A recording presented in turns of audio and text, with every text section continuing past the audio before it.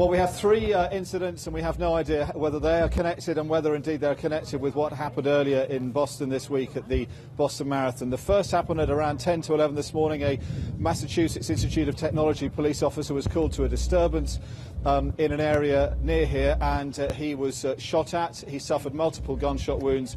He was taken to hospital and he died.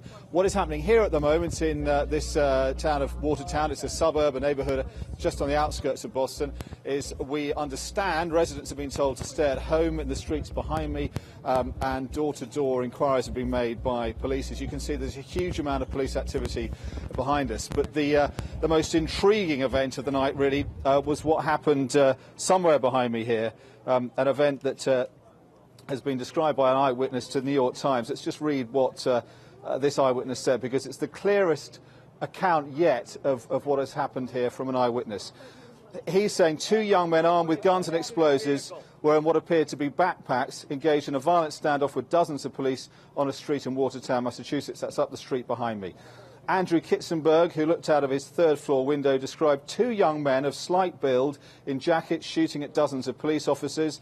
The officers and the men were 70 yards apart, he said, and engaged in constant gunfire. So that bears out eyewitness reports we've had also of a gun battle.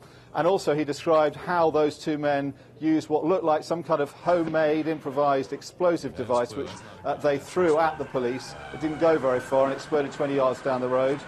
One of the men then ran towards the police officers, and he seems to have been apprehended or shot. It's not entirely clear what happened to him. Now, the second man appears to have got away, and he may be being searched for in a manhunt at the moment.